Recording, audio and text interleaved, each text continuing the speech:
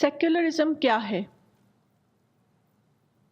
ایک صاحب نے آپ کے تعلق سے لکھا ہے کہ مولانا وحید الدین خان اپنی تصنیف مسائل اجتہاد میں لکھتے ہیں،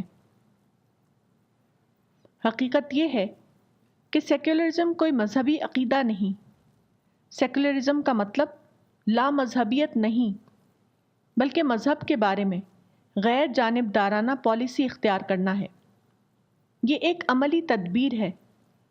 اس کا مقصد یہ ہے کہ مذہبی نزاع سے بچتے ہوئے سیاسی اور اقتصادی امور میں مشترک بنیاد پر ملک کا نظام چلایا جائے۔ اسلام، سیرت رسول اور صحابہ کرام رضوان اللہ اجمعین پر درجنوں کتابیں تحریر کرنے اور منفرد انداز میں تفسیر قرآن لکھنے والے جناب مولانا وحید الدین خان صاحب نے سیکولرزم کی جو تعریف یا ڈیفینیشن کی ہے، اسے نہ تو نظر انداز کیا جا سکتا ہے اور نہ ہی اس سے صرف نظر کیا جانا چاہیے۔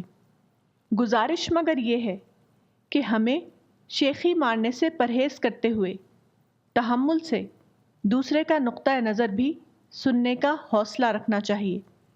یہاں میرا سوال یہ ہے کہ واقعی کیا سیکولرزم کا مطلب لا مذہبیت نہیں؟ اس معاملے میں آپ کی رائے کیا ہے؟ محمد محب اللہ، دہلی۔ اس کا جواب یہ ہے کہ کچھ مسلم رہنما جو شاید سیکولرزم کے حقیقی معنی سے بے خبر تھے، انہوں نے سیکولرزم کا ترجمہ لا مذہبیت یا لا دینیت کے لفظ سے کر دیا۔ یہیں سے یہ غلطی پیدا ہوئی۔ حقیقت یہ ہے کہ سیکولرزم کا تعلق صرف پریکٹیکل وزڈم سے ہے۔ سیکولرزم کا صحیح مطلب ہے مذہبی امور میں نا طرفداری یا نان انٹرفیرنس کا کلچر، اور ہر ایک کے لیے یکساں مواقع فراہم کرنا۔